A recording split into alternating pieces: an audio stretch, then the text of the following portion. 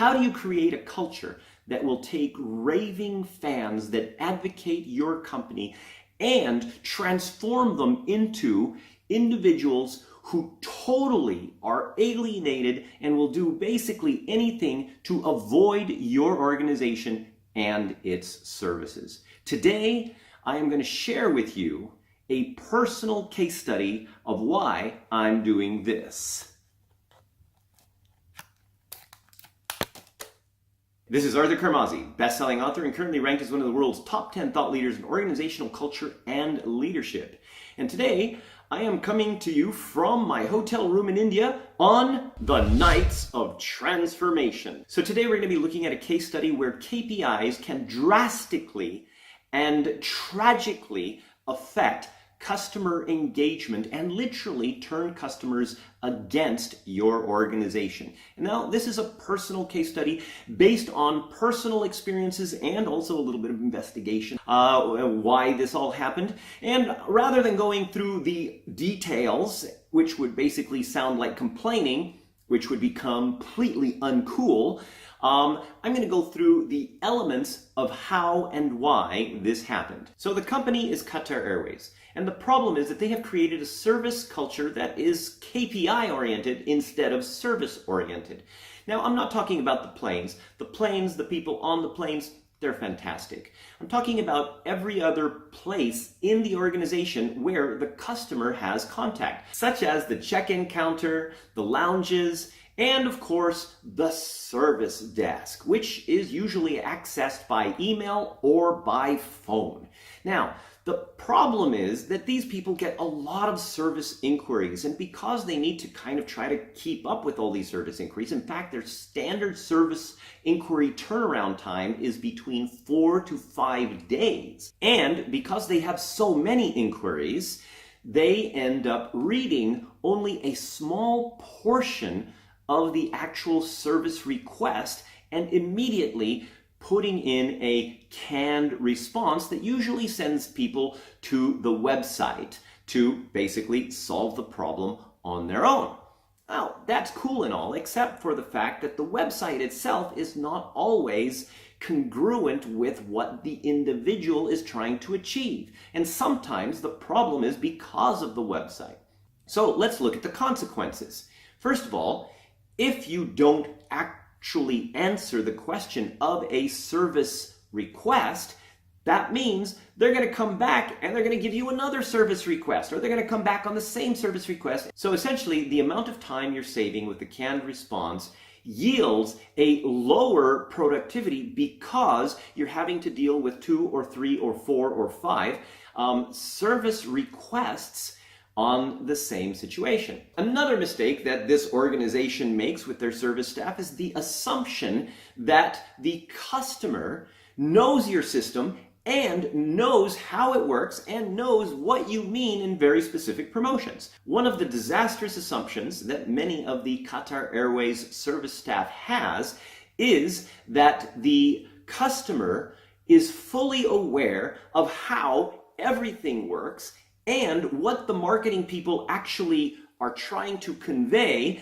and that the marketing people and the website are always connected and work perfectly together, which unfortunately is not true. In one particular, one of 7, disastrous service issues that I had, there was a specific promotion if I bought a more expensive ticket. So the assumption was that if I take this ticket, I will get the perk. So I bought the ticket, but when I requested for the perk, I was told that I didn't read the terms and conditions. I didn't click the little terms and conditions thing. I assumed that the promotion, when I clicked on it, if I was able to buy the ticket, would be connected to the promotion. Now, as a typical customer that is not fully aware of the entire Qatar Airways system and their promotion systems and everything else, that was my assumption. I click, they take my money, I buy the ticket, and so therefore I should get the perk. So I said, well, then give me a refund. Well, they told me if I wanted a refund, I would have to pay the equivalent of about $300+ in penalties. Now, as a customer, how do you feel? How do you feel? You click on this perk, you give them extra money, and then now they want you to pay them for a mistake that, well, was relatively unclear. Not to say that they're not a profit-oriented organization, but think about it. Now, if you've got a customer that's been with you since 2009 and has accumulated a massive amount of points, you would think that as an organization, as an airline, you may want to continue working with this customer. And even if I didn't have the points, even if I wasn't a loyal customer who constantly asked my clients to buy Qatar Airways originally, and now I'm going for Emirates, okay? But why? Why would an organization who has developed loyal customers alienate them for a few $100s when that customer has spent thousands and thousands and thousands of dollars with that and has advocated their airline to all of their clients and very specifically even requested to be flown on Qatar Airways?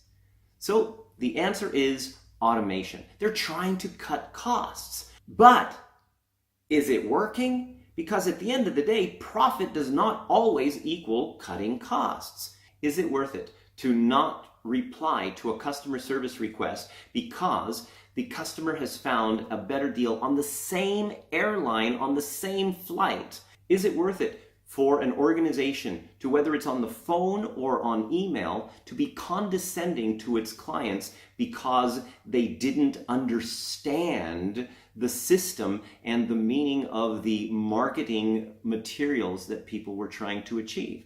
Is it worth it for an organization to not read a 3-line email and only read the first line and then send you on this wild goose chase so you have to literally follow up with over 18 emails just to get them to read the first one?